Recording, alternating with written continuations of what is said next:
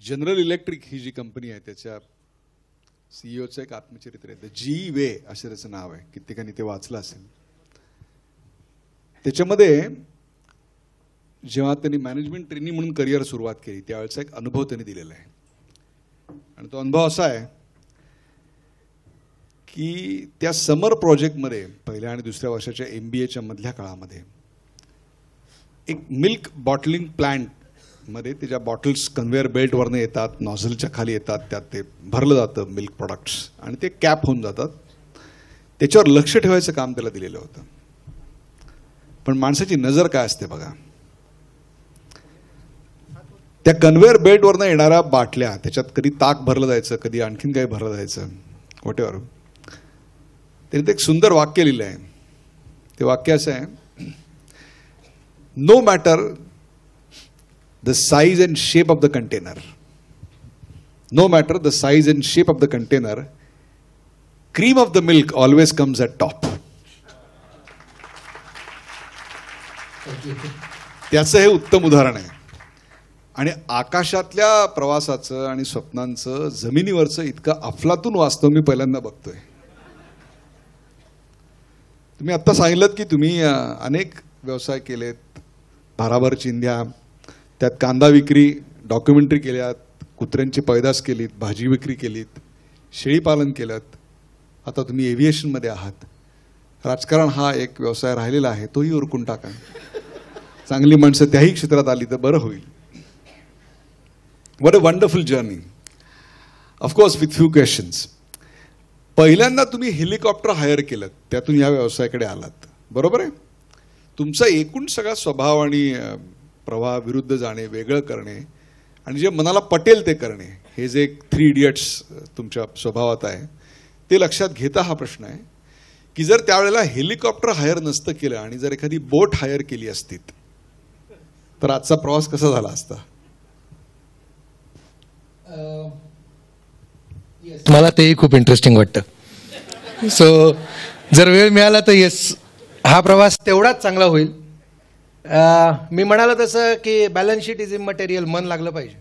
नाही, अशा करता म्हणतोय मी, गेले 20 वर्ष मी असं पेपरमधनं वाचतो आणि आता आम्ही सांगत आलोय की मुलुंडपासून व्हीटीपर्यंत आणि विरारपासून चर्चगेटपर्यंत जलसागरी मार्गाने वाहतूक होईल असं 20 वर्ष आम्ही ऐकतोय. त्याच्याकरता म्हणून मी म्हटलं की काही त्या आमच्या हालाला पारावर नाहीये, तर काही सोल्युशन आहे का, स्वार्थ आहे माझा याच्यामध्ये.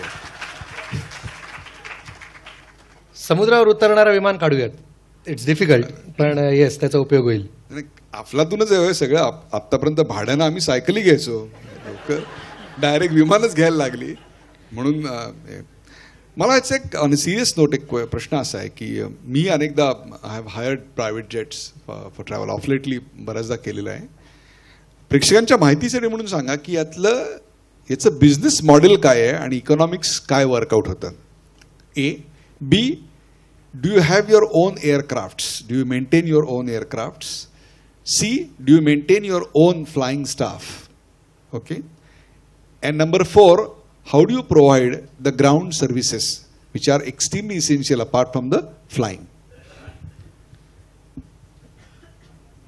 बिझनेस मॉडेलमध्ये खूपच जण, म्हणजे भारतामध्ये खूप एअरपोर्ट्स आहेत आणि अशा खूप साऱ्या जागा आहेत. म्हणजे तुम्हाला एकाच दिवसामध्ये जर परभणीला जायचं असेल, जालन्याला जायचं असेल, बुलढाण्याला जायचं असेल आणि संध्याकाळी कुठल्या चॅनलच्या इंटरव्ह्यूसाठी स्टुडिओमध्ये यायचं असेल तर तुम्हाला हेलिकॉप्टरच वापरायला लागतं. सो ज्यांचं इतकं प्रोफाईल आहे फिरण्याचं, असे बिझनेसमॅन किंवा पॉलिटिशियन्स जे आहेत ते युजली हेलिकॉप्टर्सचा वापर करतात. आत्तापर्यंत आम्हाला ही लक्झरी होती की फ्लाइंग स्टाफ जो आहे तो आम्हाला ठेवायला लागत नव्हता. आता आम्हाला ती लक्झरी उपलब्ध राहिलेली नाही, कारण आम्ही स्वतःला एअरलाईनमध्ये कन्वर्ट करतोय. सो आता आमच्याकडे स्वतःचा फ्लाइंग स्टाफ आहे आणि आमच्याकडे स्वतःचे ते मेंटेन करण्याची जी अंतर्गत व्यवस्था असायला हवी ती अंतर्गत व्यवस्था आमच्याकडे आहे. एअरक्राफ्ट हा पूर्ण आमचा व्यवसाय या प्रकारे, आमच्यामध्ये आणि मॉलच्या व्यवसायामध्ये थोडीशी सिमिलॅरिटी आहे की जमिनीचं किंवा त्या प्रॉपर्टीचे मालक कोणीतरी वेगळं असतं आणि व्यवसाय कोणीतरी वेगळं करतो. सो जगभरामध्ये एव्हिएशनचा व्यवसाय याच प्रकारे चालतो की एअरक्राफ्ट विकत घेणं हा वेगळा व्यवसाय आहे आणि एअरक्राफ्टचा व्यवसायासाठी वापर करणं हा वेगळा व्यवसाय आहे. मग आपल्याला असं वाटतं की जेट एअरवेज कडे 100 विमानं आहेत, म्हणजे आता जेट एअरवेजने 100 विमानं विकत घेतली आहेत की काय. तर त्यातली कदाचित 10% पण विमानं त्यांची स्वतःची नसतात, उर्वरित लीजवरची असतात. याने एक फ्लेक्झिबिलिटी आम्हाला मिळते. अगदी सोपं सांगायचं तर युरोपमध्ये एक विमान वापरलं जातं 4 वर्ष. त्यानंतर जर आम्हाला वाटलं की त्याच्यासाठीची भारतामध्ये डिमांड आहे तर ते विमान आम्ही भारतामध्ये इम्पोर्ट करतो. भारतामध्ये पुन्हा 5-6 वर्ष वापरल्यानंतर जर त्या विमानाची आफ्रिकेमध्ये गरज असेल तर ते विमान आफ्रिकेमध्ये निघून जातं. याच प्रकारे या सर्व एअरलाईन्सची विमानं पण जी आहेत ती शिफ्ट होत राहतात न, ती काही परमनंट विमानं नाहीत. त्यामुळे ज्या मिनिटाला आमच्या डोक्यामध्ये असेल की आता आपण विमान विकत घेतलं पाहिजे, that's the beginning of the end. सर्व व्यवसाय याच प्रकारे कोलॅप्स होतो. पॉइंट वेल टेकन. आता जर तुम्ही विमानं ओन करत नसाल तर तुमच्या बॅलन्स शीटमध्ये त्याचं डेप्रिसिएशन तुम्हाला क्लेम करता येणार नाही, because you are not owning it. So you rent it out actually, and then you sublet it to someone else. Yeah. That's the larger. Dry lease is the word. That's the larger business model. जेव्हा तुम्ही डेप्रिसिएशनचा benefit घेऊ शकत नाही आणि त्यावेळेला तुम्हाला sublet करून तुमचा व्यवसाय चालवायचा असतो, तो आकर्षक बनवायचा असतो, तो प्रॉफिटेबल बनवायचा असतो आणि त्यातून आनंद मिळवायचा असतो. That's important. आता प्रश्न असा निर्माण होतो की मग याच्या कॅपॅसिटी युटिलायझेशनचं काय म्हणणार. कारण जर ते विमान तेवढे तास जर रोज चाललं नाही तर याची जी फिक्स कॉस्ट आहे, कारण या व्यवसायामध्ये माझा जर अंदाज बरोबर असेल एक चार्टर्ड फायनान्शियल अनालिस्ट म्हणून, तर 80% कॉस्ट याची फिक्स नाही, 60 ते 70% कॉस्ट, बाकी rest is fuel, is going to be a fix cost. How do you recover that. तोच व्यवसायातला सर्वाधिक रिस्क असलेला पॉईंट आहे की समजा माझा ब्रेक इव्हन, म्हणजे तुम्हाला ऐकायला गंमत वाटेल सगळ्यांना, म्हणजे जे किंगफिशर एअरलाईनचं जे झालं होतं कदाचित तुम्हाला इंटरेस्टिंग वाटेल ते ऐकायला. आमच्या व्यवसायामध्ये इस्पेशली आता आम्ही एअरलायनर नाही आहोत, पण एअरलाईनच्या व्यवसायामध्ये 24 तासापैकी 12 तास जर ते विमान हवेत राहिलं तर ती कंपनी ब्रेक इव्हनला येते. आणि 13व्या-14व्या तासही जर तुम्ही त्याला हवेमध्ये ठेवू शकलात तर तुम्हाला काहीतरी प्रॉफिट जे आहेत ते दिसू शकतात. मगाशी तुम्ही जे ग्राउंड स्टाफचं सांगितलं, किंगफिशरच्या मॉडेलमध्ये प्रॉब्लेम असा होता की त्यांनी एअर होस्टेसेसवर जेवढं कॉन्सन्ट्रेशन केलं होतं तेवढं कॉन्सन्ट्रेशन त्यांनी त्यांच्या ग्राउंड स्टाफवर केलेलं नव्हतं. नंतर त्यांना ले ऑफ पण केलं. येस, की किती पटकन तुम्ही त्या एअरक्राफ्टला जमिनीवरून काढू शकता. तर आत्ता जगामध्ये जे मोठे मोठे एअरपोर्ट्स आहेत त्यामध्ये 30 मिनिटामध्ये 200 पॅसेंजर उतरणं, त्यांचं लगेज उतरणं आणि 200 पॅसेंजर चढणं हे सगळं होतं. Indigo does it in India. आता 40 मिनिटांपर्यंत भारतामध्ये आलेलं होतं. किंगफिशरचं ते 2.25 तास होतं प्रमाण, आणि त्यांची विमानं हवेमध्ये 9.5 ते 10 तास राहायची. त्यामुळे ते कोलॅप्सच होणारं मॉडेल होतं आणि कोलॅप्सच झालं.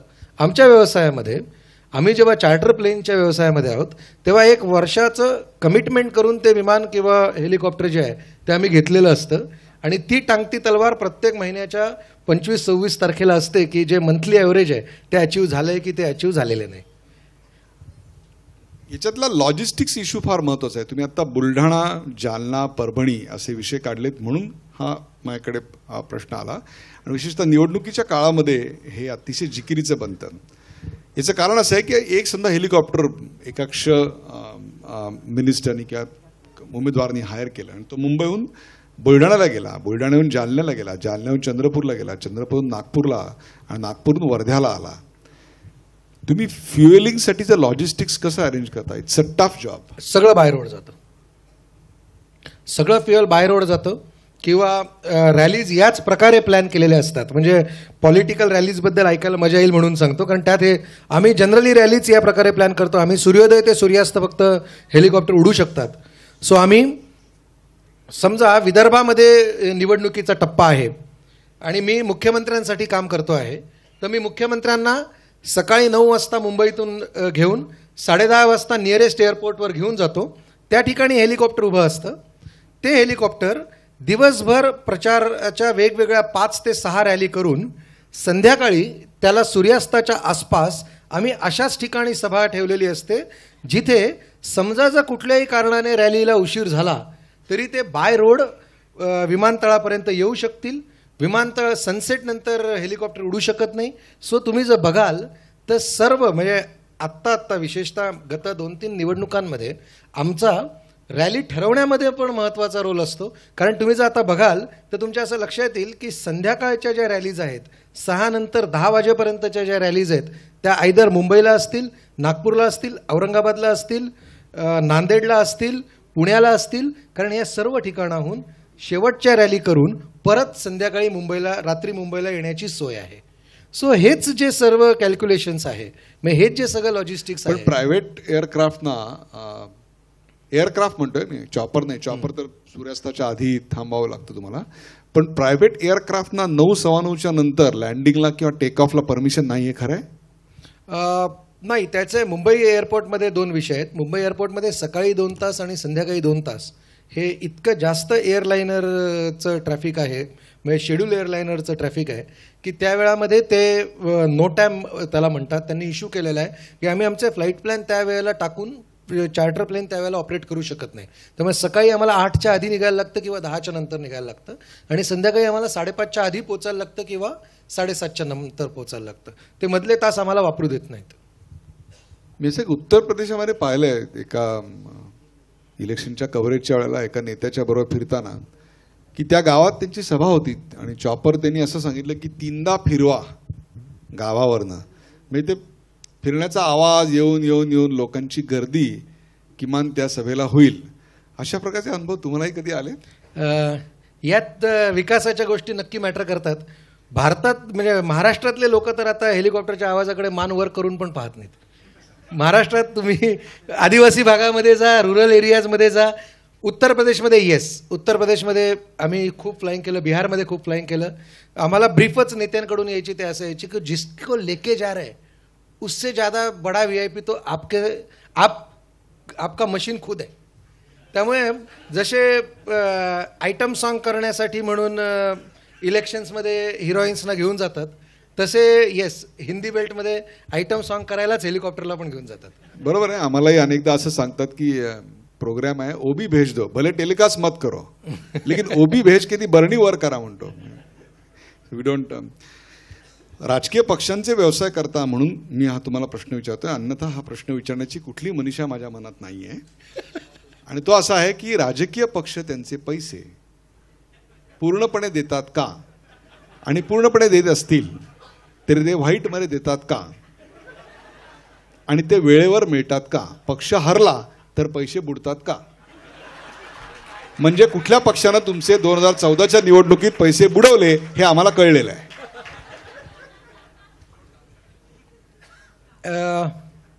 मागचे 5 वर्ष 31 मार्चला जसं सगळ्यांसारखं आम्ही अकाउंट्स क्लोज करतो, त्यावेळेला आमची 105%, 106% रिकव्हरी झालेली असते.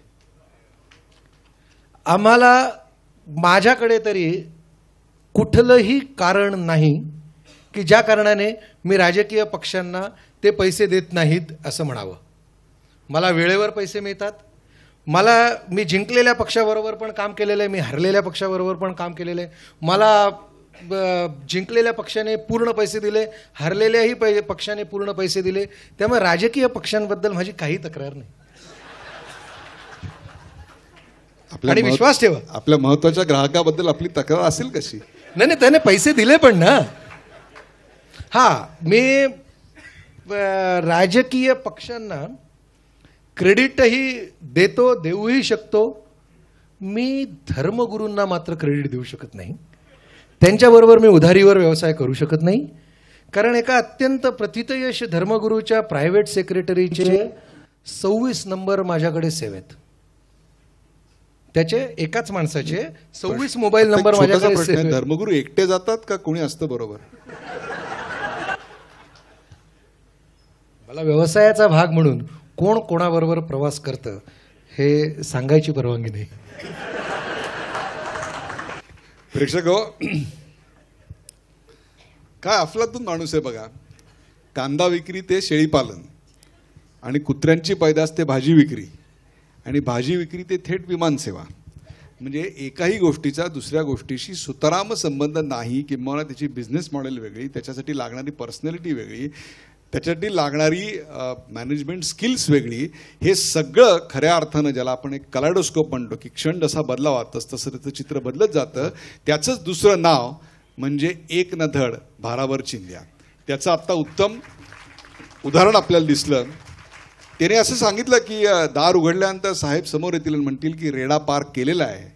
आणि आपल्याला असं कधीही वाटता कामा नये रेड्यावर बसताना की आपल्या हातून काही करायचं राहिलं. तुमच्या बाबतीत हे आमच्या बाबतीत खरं असू शकतं. तुमच्या बाबतीत फक्त थोडा बदल आहे. तुमच्याकडे साहेब येतील आणि म्हणतील हेलिकॉप्टर पार केलेलं आहे, कुठे जायचं सांगा. हा एक थोडा फरक आहे.